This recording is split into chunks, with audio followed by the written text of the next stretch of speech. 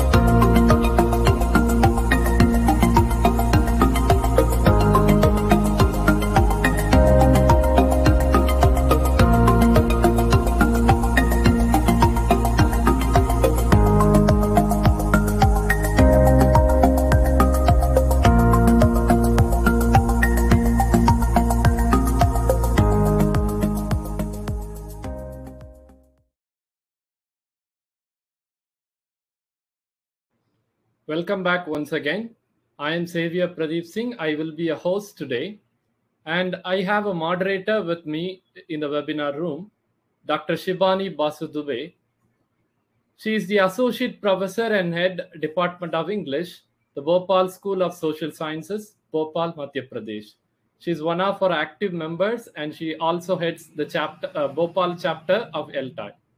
Over to you, ma'am. Thank you so much, Dr. Xavier.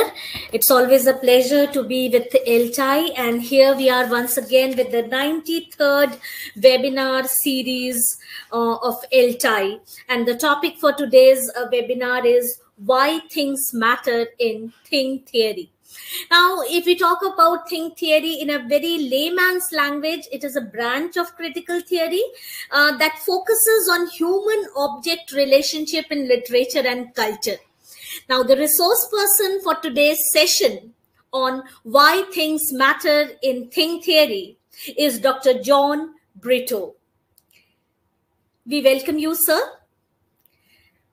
Let me introduce Dr. Brito officially.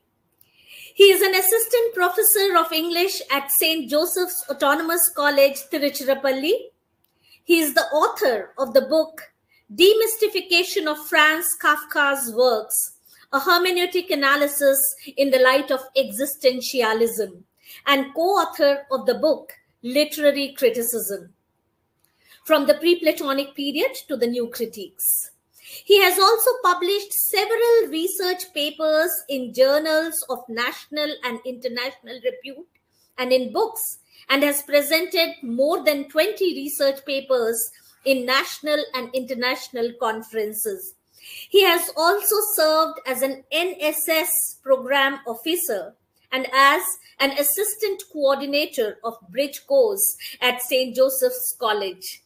He was a fellow teacher from 2015 to 2017. He has 14 years of teaching experience. His area of specialization is theme theory. We welcome you, sir.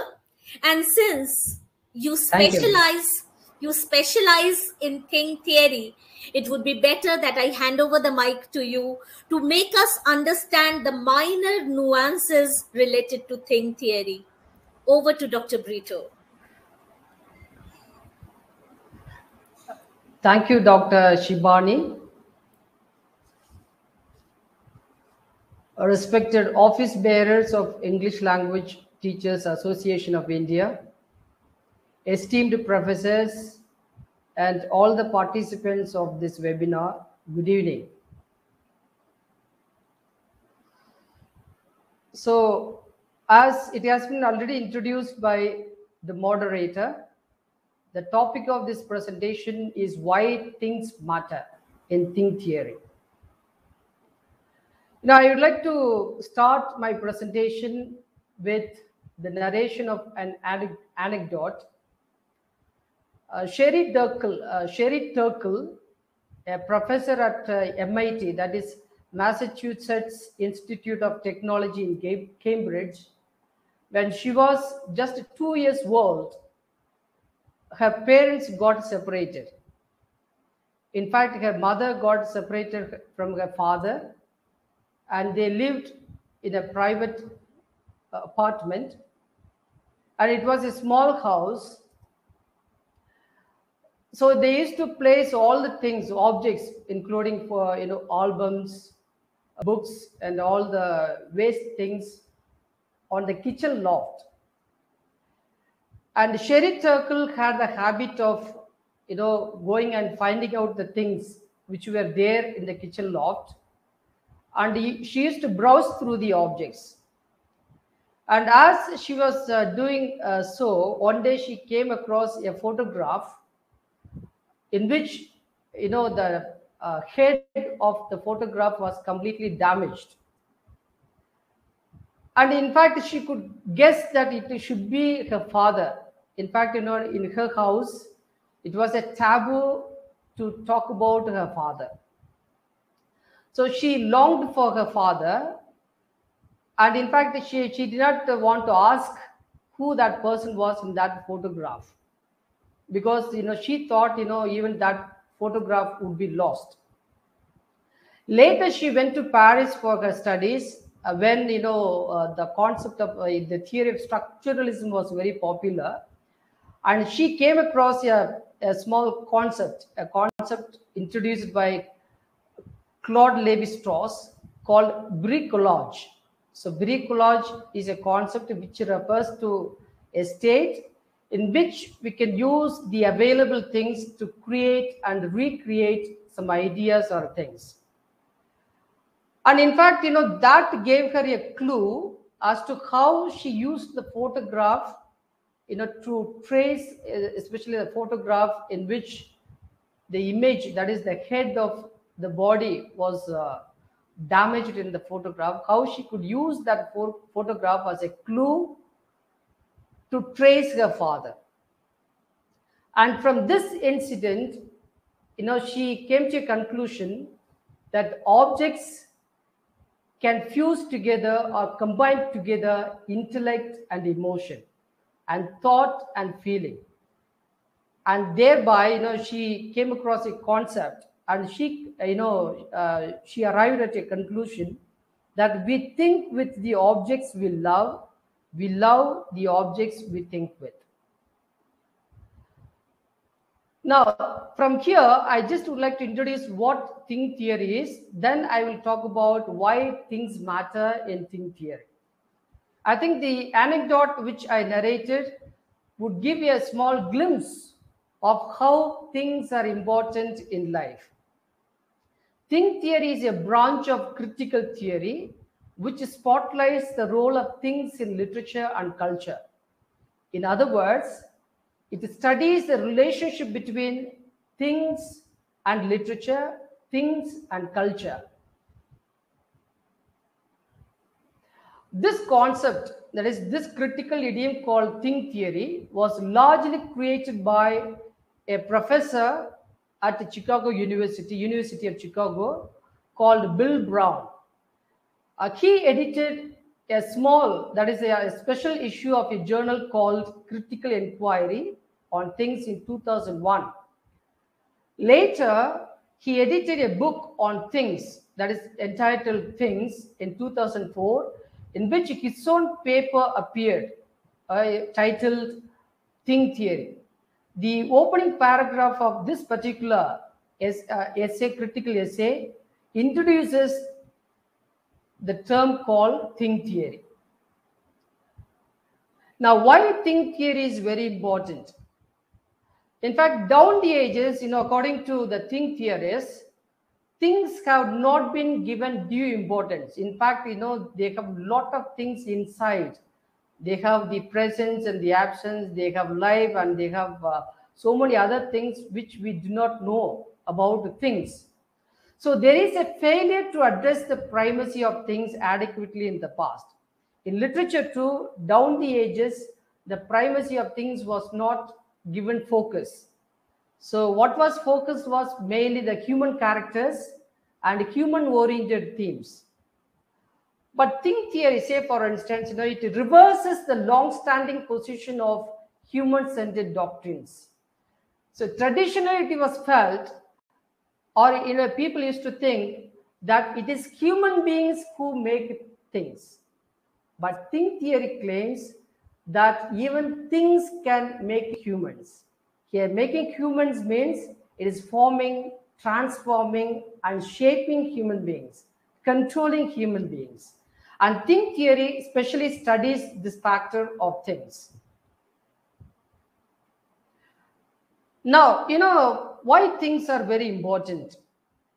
Human life is not possible without things. Humans are very closely interlinked with the things.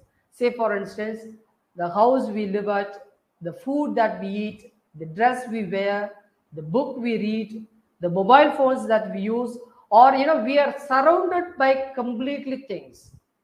We are entangled in the midst of things. Therefore, one cannot claim that we can live without things. But we have not given this factor a due importance.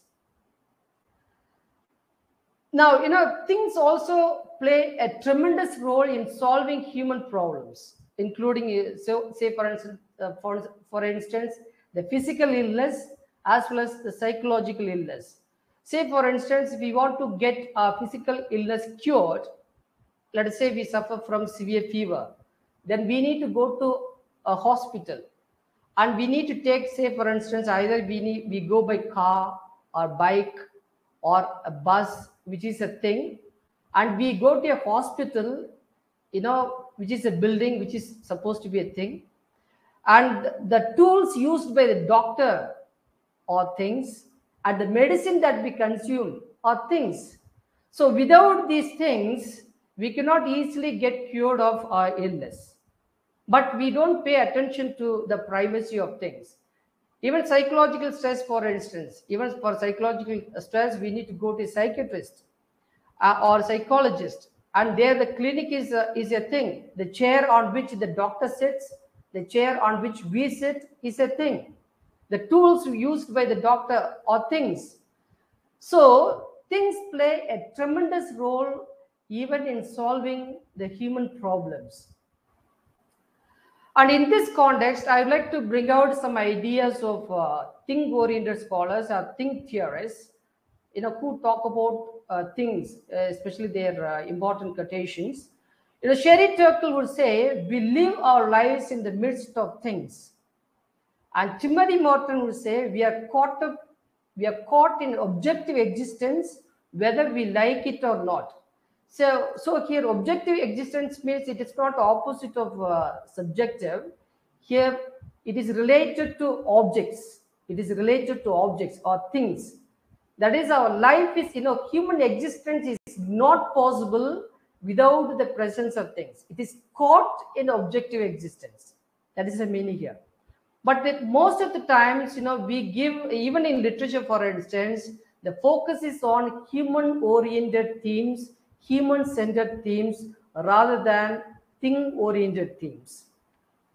And thing theory draws the attention of the scholars to also focus on things. For instance, a poem itself is a thing.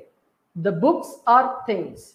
And the images, the symbols which are used in the books, in literary works, are things which convey a lot of meaning and which have their own life and energy.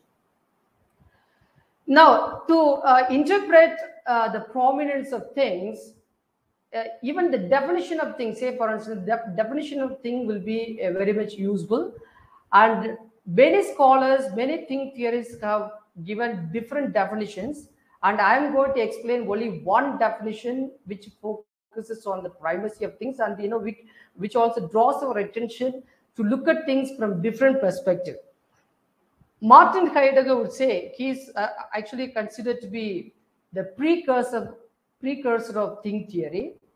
He would say, thing is something that which is not nothing. I think you understand. In other words, thing is anything that is not nothing. So anything that is not nothing is a thing. That means everything in the world, including the human beings. So from the larger perspective, everything in this world is considered to be a thing from the viewpoint of thing theory. In fact, Immanuel Kant would say, even God also could be called a thing, not from the normal sense. So in common understanding, thing would be usually, the material objects, which are mostly non-humans. But from the viewpoint of thing theory, there are multiple meanings, and it refers to anything that is not nothing. It can be a book, it can be a human being, anything which is not nothing is a thing. And in fact, to further interpret the idea of thing, he borrows the concept, the idea, that is from the old High German word called Ding or Ding in German. In German, Ding would mean gathering or assembly of people who gathered together to discuss on certain important issues.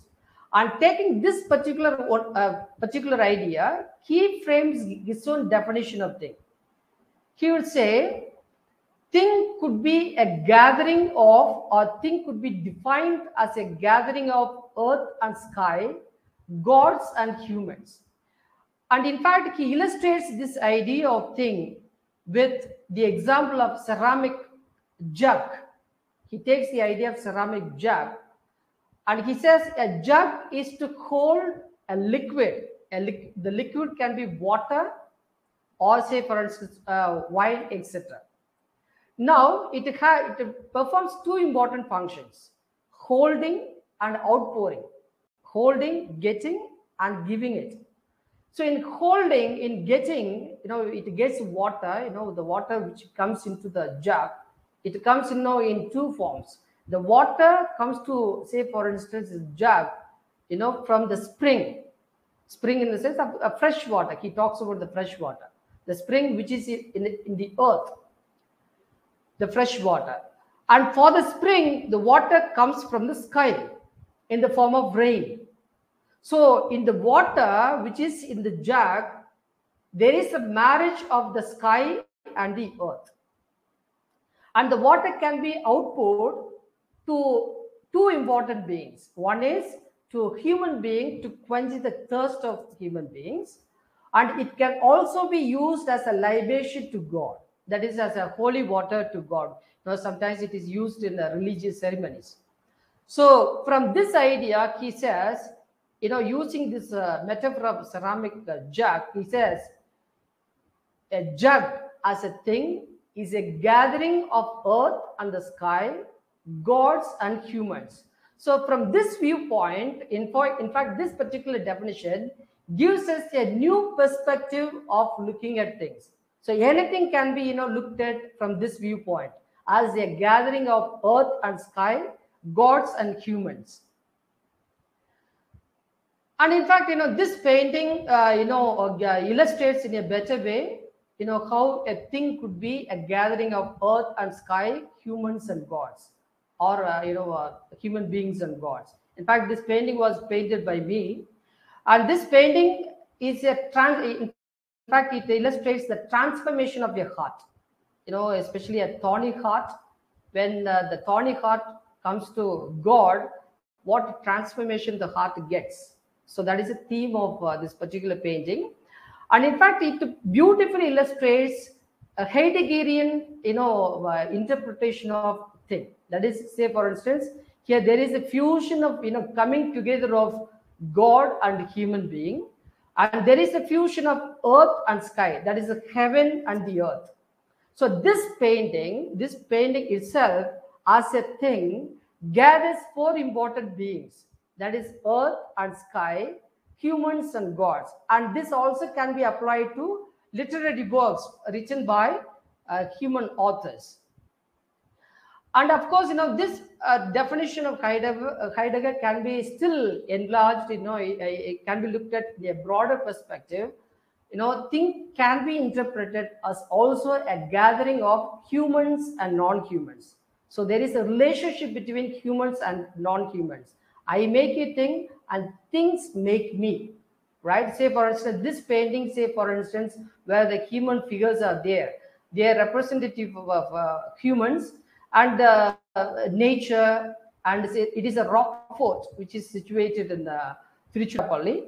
This is another painting painted by me. In fact, here we have the fusion of humans and non-humans. So it is a broader definition of thing. That is, it is a gathering of humans and non-humans.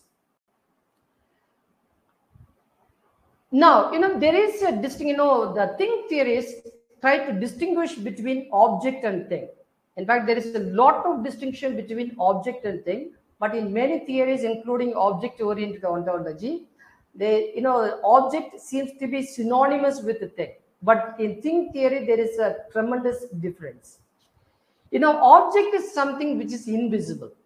Now, say, for instance, now we drink a cup of tea. Insofar as the tea is good, it is good, nothing is there, it is perfectly all right. We drink the tea. We don't often, when we drink the tea, we observe the tea or notice the tea. But let us say that, there is a fly in the tea or maybe a cockroach in the tea. Automatically, our attention is drawn towards tea. Then that is the occasion, the thing asserts itself as a thing. Now, let us say a chair or any object for that matter. Now, when we sit on the chair, usually if the chair is good, it is well furnished, we don't look at the chair. When something is wrong with the chair, or maybe the moment I sit on the chair gets broken, immediately my attention is drawn towards the chair. So that is the moment the chair becomes visible, that human beings look at the object. So that is the occasion that an object becomes a thing. So that is a state in which an object breaks or malfunctions or becomes useless, becomes the state of becoming a thing. An object becomes a thing when it breaks or malfunctions. So it can be applied to any. So in fact, say for instance, as we walk, insofar as the slippers are good, it's okay. But the moment the slippers get torn, immediately we look at what is wrong with the slippers or the shoes, for instance. So this is the occasion when things assert themselves as a thing. And this idea, this is also an occasion when the things reveal their thingness. Of course, thingness is a very larger concept in thing theory, which cannot be interpreted just in one lecture. Of course, but it has the essence of things. There are multiple meanings of things, and when things break, they exhibit their, thingness. They exhibit their assertion. Okay. And in fact, this idea is taken by Bill Brown from the distinction of distinction between tools made by Heidegger. Heidegger speaks of two important things. In fact, he categorizes all beings in the world, all things into the world, into two categories. One is tool and broken tool. That is ready to hand things and present at hand things. And he interprets this particular metaphor or this idea with the metaphor of a hammer. When a person uses a hammer, if the hammer is good, we usually don't look at the hammer. As we are nailing, for instance, suddenly the hammer gets broken. So gets broken. Immediately our attention is drawing towards the hammer rather than the thing that we are doing. So that is the occasion, that is what is called a broken tool. So that is the occasion the thing becomes visible. So when we say ready to hand thing, it is an invisible object. We don't look at it. Most of the things are like that. Say for instance, whether it is fan or anything that we use, in so far as computers is okay, it is all right. We don't look at the computer. Suddenly, as we are doing some serious work, suddenly it hangs. Our attention, we pay complete attention to the computer. And this is what happens in life. And this idea is very, very important idea, in thing theory. In fact, from this viewpoint, we have not yet looked at things. Therefore, so this idea interprets or showcases how things are important, how they can control human beings, how they can draw the attention of human beings, how they can assert themselves as beings. Now, say for instance, as I told you, there are multiple tenets or features of thing theory, and I'm going to focus only on one particular feature of thing theory. That is to state, as I stated in the beginning itself, down the ages, it was believed that it is man or humans who make things. But thing theory claims that things also can make humans. So making humans would mean forming, transforming, shaping, controlling human beings. So from this basic idea, thing theory claims that material things or material objects can also form just as humans can form, the beings. Material beings or material things also can form, transform, shape, and control human beings. And I would like to illustrate this idea with another anecdote, especially from the life incident of Mitchell Resnick, who is also a professor, at MIT. MIT means Massachusetts Institute of Technology, which is there in Cambridge. When he was a small boy, he used to go to his home village, and he used to observe the sky at night. Regularly, he used to observe the sky at night, and he used to admire the beauty of the sky, especially the stars. He used to move his eyesight from one star to another star, and he used to admire how these many stars are there in the universe, and he used to wonder at the universe, the beauty of the universe. And at times, he used to raise questions to himself. Suppose if there is a wall after the universe, what would be there? And he wanted to find out that. So he was, he was fully inquisitive. Okay, he was all the time completely inquisitive to find out what is there, especially to understand the mystery of the universe. And this inquisitiveness, this marvel of the universe, this beauty of the universe, made him develop interest in solving the paradoxes. Especially, it took him to develop his interest in mysteries, especially paradoxes. And that also led him to study mathematics. That made him get interested in mathematics. At later point of time, this interest, especially his observation of the sky, led him to create a computer language called Star Logo. So that means his entire life has been shaped by his observation of the stars. That is stars. It is stars which have formed his mind, transformed his thought, and it has shaped, say for instance, his mindset, and it has made him to create a new computer language called Star Logo. And that is the power of things. So things have tremendous power to form, transform, shape, and even control human beings. And this is specially studied by Thing Theory. Thing Theory focuses on that, how literally it works, the images, how much power they have, how even their literary piece as a thing can influence the world. So all these things are studied by Thing Theory. So from here we are able to know that things have tremendous power to shape human beings, to make humans. In fact, from practical life too, we can interpret the prominence of things. Say, for instance, now, in the recent times, especially in the 20th century, particularly in the 21st century, we are all, completely acquainted. We are associated with the mobile phones, computer, or internet, and everybody has a mobile phone, for instance. And in fact, from this viewpoint, from this perspective, Leo Watson would say, humans have become prisoners of the technological system.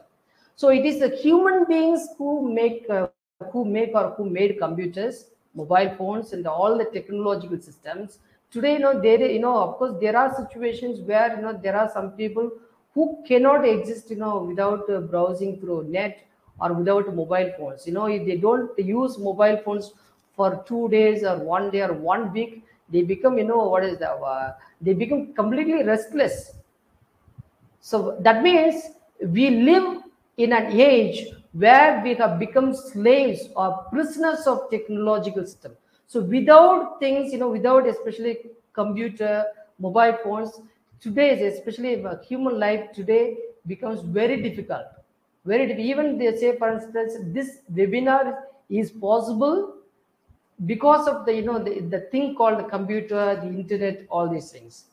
Therefore, so things are very, very important, and things have a lot of power to influence us and shape us, and they play a tremendous role, especially in human life. And this aspect is especially focused by Thing Theory. And in fact, coming to literature, for instance, even as I told you, literary works also have a lot of power to make humans.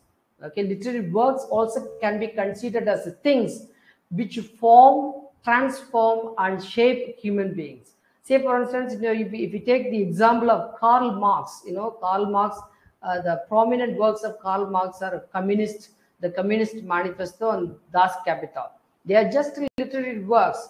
Of course, they are contained. These words are contained in the form of letters, which is imprinted on the book. All these are things. But this thing, these things, the literary works authored by Karl Marx, have influenced millions and millions of people. They have shaped the mindset of millions and millions of people. And so many people have been transformed by the works authored by Karl Marx. But of course, literary works, they are also from the viewpoint of Thing Theory. They are things. But these things have tremendous power to influence the world, to influence the society, to influence the human beings. Now, there is a small picture which is screened here. Can one of you tell me what it is? What it is, one of you? If one of you look at it and tell me what it is? Anybody?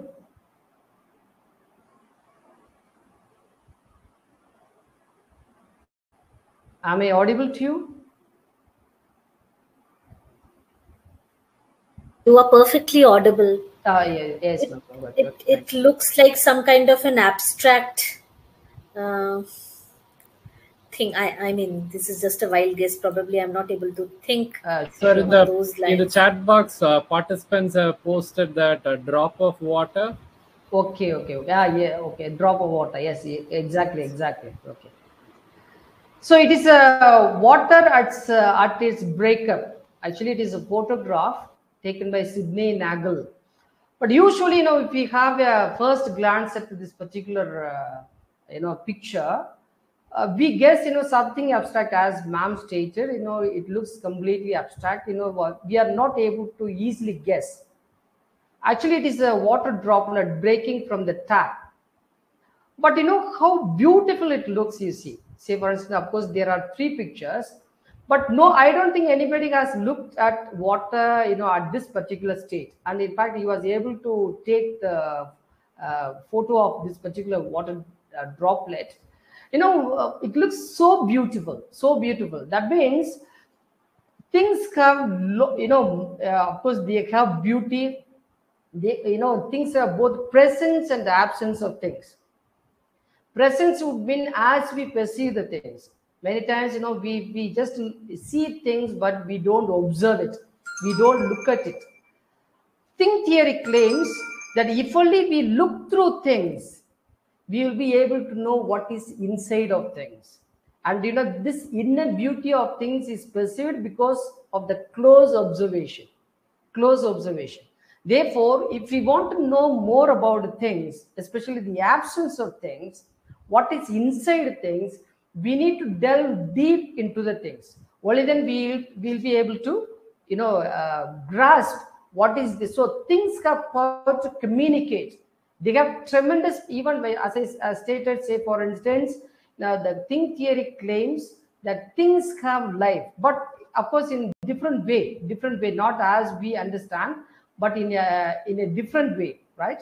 Things also have life, and they have their own beauty, and that's why Graham Harman, for instance, who is an object-oriented ontology, who is an object-oriented ontologist, he talks about the molten core of things. So there, just like you can find the the molten core, in the volcano. There is something, some inner beauty. There are so many things inside of the things, but we don't observe them, we don't notice them. So if we want to know what the thing conveys, we need to look through things. That is very, very essential. Only then we will be able to know what a thing communicates, and this is emphasized by things. Therefore, as I stated, things have tremendous power to form, transform, and control human beings. They have their own life. They have presence and absence, and most of the times we know only the presence of things, not the absence of things. And the thing theory gives a new perspective as to how to look at things, how to look at literary works, how to look at the images, the metaphors that are presented. Even say, for instance, one of the scholars, pertaining to thing theory would say, even words are things which are charged with meaning, which are charged with the signification. And in fact, this I would like to bring out the importance of things, illustrating a poem by Wallace Stevens. It is a poem titled "Anecdote of the Jar." The very title indicates the anecdote means, of course, a life incident. That means the jar, as I told you already, I have explained how a jug is used as a metaphor to explain what a thing is.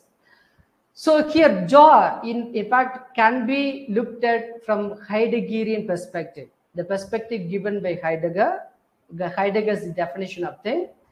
So from here, we can look at, say for instance, look at the jar, how even the inanimate things, the so-called inanimate things, have their own biography. Say for instance, anecdote of the jar. So Wallace Stevens talks about the anecdote of the jar, where he describes its color, how it is placed in the in Tennessee. So when it is placed in the Tennessee, for instance, the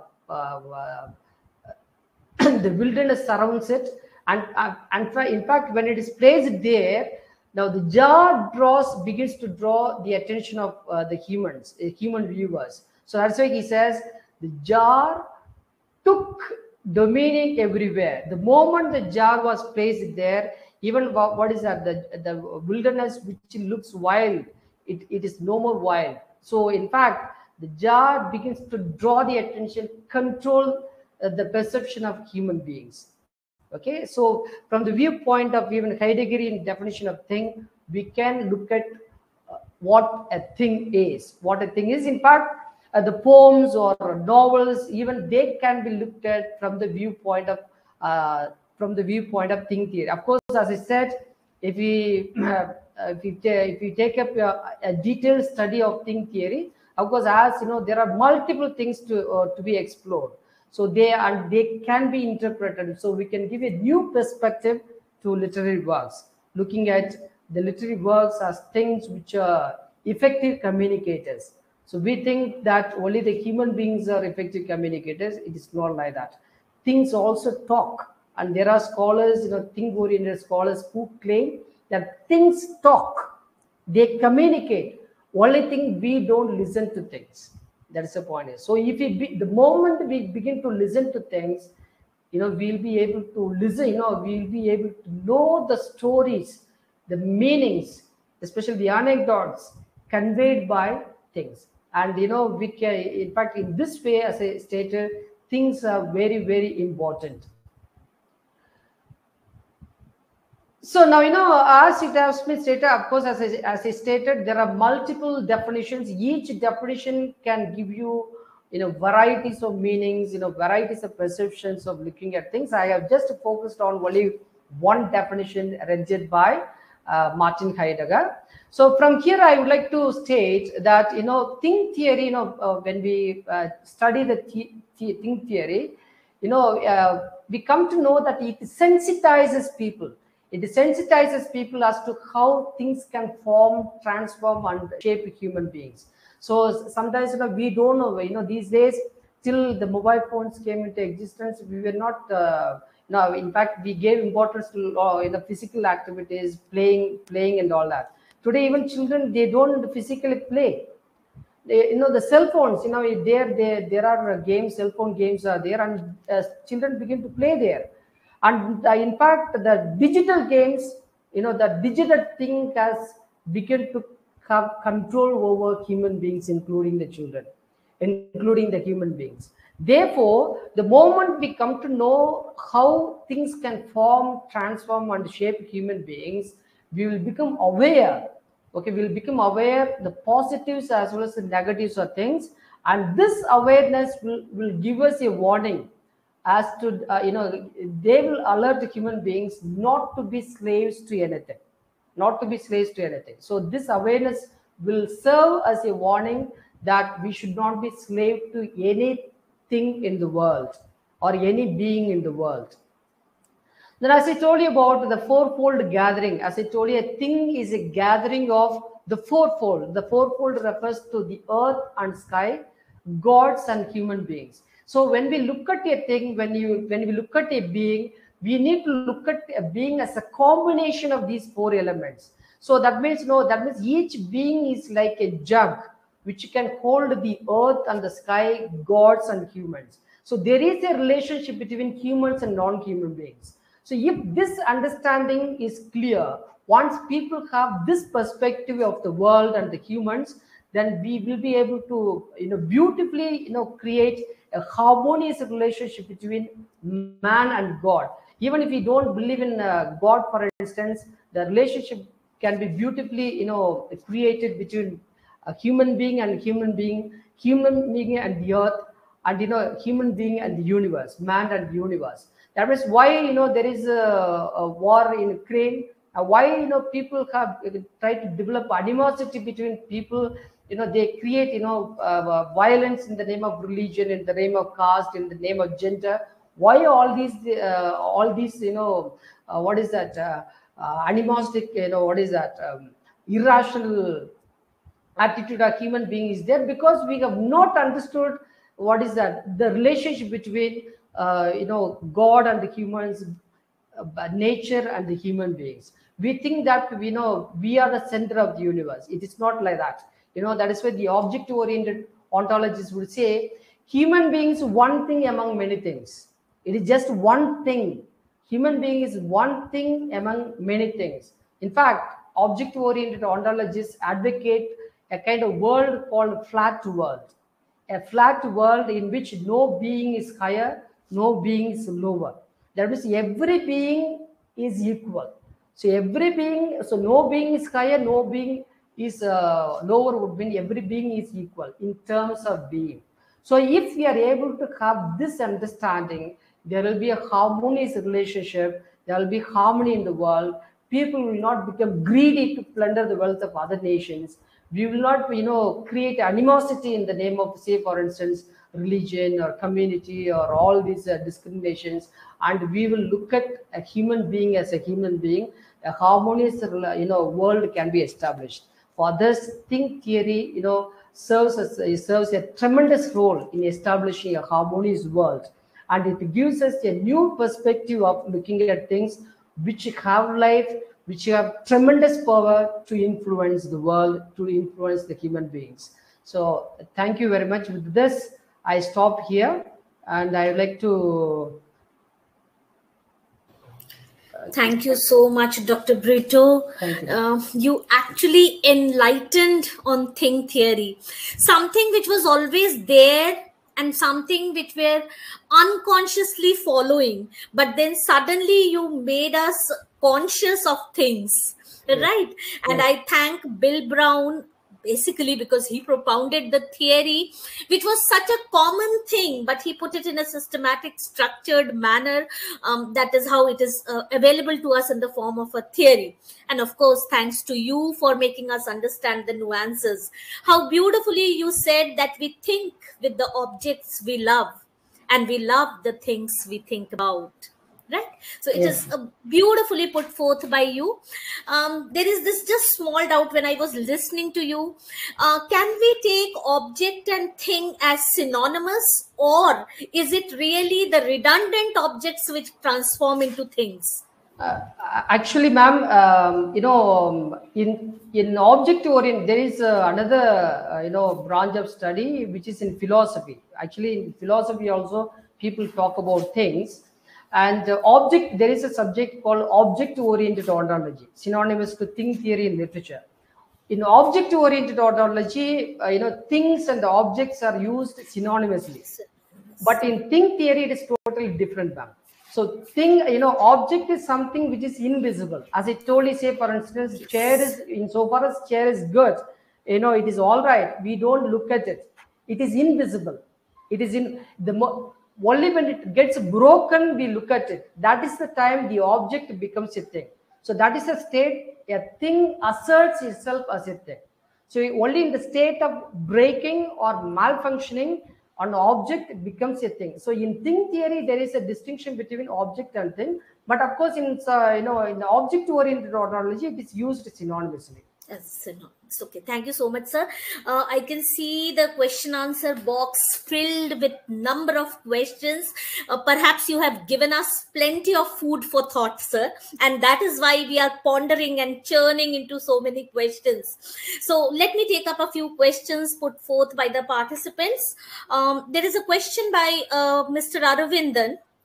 Keeping thing theory in mind, how do we teach a poem, for example, Ode on a Grecian Urn, to young second language learners? Is the Grecian urn a thing or an object, or is it both?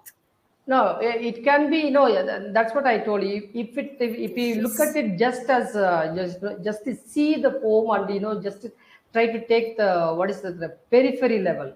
If you look at the poem at a periphery level, then it is just an object. But the poem can be a thing the moment we begin to delve deep into the poem.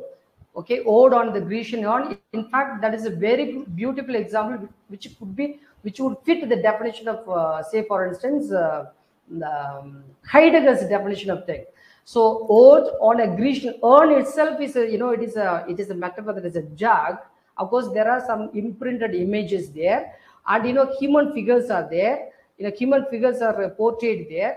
In fact, this image itself can be interpreted as, because as I told you, things themselves have got their own story. Here, it presents a story of what happened in the past. The images that are portrayed on the Grecian urn, for instance, it talks about it is the urn of Greeks. That means it talks about the origin in which it got its origin, and it communicates the meaning, for instance. Then, of course, as I told you, it can also serve as a metaphor, which is the fourfold gathering, the earth and God, or in a broader level, humans and non-human beings. Right. So there are human beings which can represent the humans, and it also refers to, say, for instance, the mud, which is made up of the jug, which is made up of clay, for instance. The clay comes from the earth, and to make the clay, you need the water. The water comes from the sky. Again, say for instance, the water which can be poured into the jug, that the Grecian urn, can be used for human beings for quenching the thirst, and it can also be used as a holy water. Or also, even if you don't understand that way, also it fuses, it creates a relationship between humans and non-human beings. Say for instance, the tree figure is there, a goat figure, sheep, goat figure is there. All these refer to the non-human beings. So there is a relationship between humans and non-human beings, and this relationship can be better, explained through this particular definition of thing. Yes, and I would like to just add to it, as you said in your lecture, that thing theory, superficially analyzed, it can be from materialistic perspective, rising to philosophical and more spiritual understanding. Right. Okay. So then I'll merge two questions by Mr. T.H. Lawrence. Can we call a literary work that fails to transform and shape human beings an object? And his second question is, what about a human being? Is he a thing when alive and an object when dead? That same thing between object and thing. The first question, once again, T.H. Lawrence's. Can we call a literary work that fails to transform and shape human beings, that is, which have no value, as object? Yeah, actually, it depends upon the perspective. And that's what I'm trying to tell. See, if we can begin to explore, certain there will be something which it conveys. See, everything has got something to convey. The point is that we see, as I told you, things are effective communicators. They communicate, they speak. Only thing, we don't listen to them. If we begin to, we can apply different perspectives, psychological perspective, say for instance, a philosophical perspective, sociological perspective. If we confine ourselves to only one particular perspective, maybe it may become invalid. Otherwise, there is, it can transform it. The object, the work, literary work as an object can become a thing the moment we delve deep into the thing. Yes. And the second question, answering the second question, of course, as I told you in the beginning itself, if you can understand the the definition, the first definition which I gave concerning a thing, for instance, now Heidegger would say anything that is not nothing is a thing. That means human being is something, a paper is something, a concept also is something. So anything that is not nothing is a thing. That's why I told you, some philosophers like Immanuel Kant say, even God himself is a thing, but not from our understanding. In common understanding, actually, we feel reluctant to call God. From a wider perspective, from the perspective of thing theory, you can call even God as a thing, because the thing basically, for instance, it is a fusion of all these elements, right? From a larger perspective, you can call human being a thing. Yes, ma'am. Yes, human being, whether live or dead, both ways it can be a thing. Correct, because it is something. That's what yes, of course. Even a dead person can create so many emotions. Yeah, so it is ultimately related to something. As I said, even an idea. Yes. So in fact, there is another definition. All beings that are in some way, it need not be in human form. Even in idea, all beings that are in some way are called, things. So okay, and that all depends on human perspective. Related to that perspective, there is a question from Professor Sunita Agrawal. Doesn't a thing acquire meaning when it is attributed from a human being's perspective? Yes, definitely. That's what you just said. Yes. As I told you, sometimes the authors who write the works also may put some meaning. But when we go deeper into works, say, for instance, any literary work, we may come across new phases of meaning, new perspectives. We may come across new meanings which have not been thought of even the authors. It depends upon, as I told you in the beginning, so how we look at a thing, or even the images, for instance, they can be, in a singular way, they can be called a thing. An image can be called a thing. It depends upon with what perspective I look at that particular thing. That is very, very important. So the moment I don't, individual perspective to yes, things. ma'am. Otherwise, it won't convey. Even the meaningful things will not have any meaning. Exactly. It depends upon the individual's perspective. Exactly. There is this another question by Ms. Suman Bala. Do you think theory is similar to semantics, where sign works as symbols to understand? No, there actually, as it told is, when you say the sign itself, the thing becomes secondary. Yes. See, because it is symbol of something. It is a symbol of something. See, this is what even thing theorists try to say. So down the ages, they try to use images, say for symbols, only to convey the human-centered themes. But the thing theory tells that it is a thing which takes the center. So of course it is not synonymous. I can say, in fact, it stands for how things can say for a particular symbol refers to something like that. But here, even what is referred to can become a thing. What refers to also a thing. What can be referred to also is, we have signifier and the signified. The signifier also can be a thing, and we can explore a lot about the signifier. And the signified, the so-called the meaning, the reference, okay, the object, that also has a lot of it. So they try to focus on every individual thing, not just one particular symbol. Okay, so probably this is the last question which I am taking up, because I was also thinking about the same question which Jairaj sir has asked. Kindly explain the relationship between thing theory and objective correlative, because Eliot also said that to externalize your emotions, you need objects. Right. Yeah, so the internal emotions can be externalized through objects. So what here, do you have to say? That is true, ma'am. See, objective correlative is is a state in which we use a particular image or a metaphor, because the author is not able to completely express his emotions. Yes. So he takes the help of an image or a metaphor to convey the idea. Objective correlative. That's what happens here. In fact, objective correlative becomes part of thing theory. It is part of thing theory, because that means it speaks of the what is the power of things actually. How even a thing can not only convey its own matter, but also the meaning conveyed by other people. That means how it can be useful to even the other human beings. How it can also shape human beings. That's what I was trying to. That means it influences the human person to use that particular object to convey his own meaning. That means it becomes a beautiful carrier of meaning. It conveys not only its own meaning, but the meaning which is put forth by a particular author, particular writer. So in fact, it is also just a part of what is known as thing theory. Yes. Okay. Thank you so much, Dr. Brito. It was an excellent presentation, I should say, because you have literally woken me up. I'm awake now. I'm aware.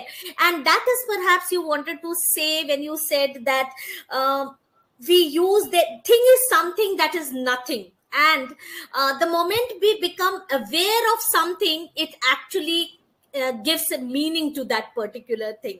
So awareness, our consciousness of that particular thing would be the most important aspect in thing theory. That is what I felt. Am I right, sir? Yes, ma'am. Okay. Yes. Thank you so much, Dr. Brito, for such an enlightening session, for giving us so much to think about. We can go to our classrooms and implement this in almost all the texts of literature which we are doing with our students in the classroom. Thank you once again, Dr. Brito. I would also like to thank LTI for always providing us with a very, very strong pedestal where we can actually enhance our teaching learning acumen. I'm thankful to LTI once again. Special word of gratitude to the organizing committee of these webinar series. Believe me, these series of webinar, and we have reached to the 93rd webinar today, has provided us with a very, very strong foundation. Though we could not meet each other, though the world was divided, we were far apart because of the pandemic, but LTI brought us together in this academic forum. And every time we are enriched by the experiences which we are gathering through through these webinars. And that is why all credit, all thanks to the organizing committee. God bless them all. Over to Dr. Xavier.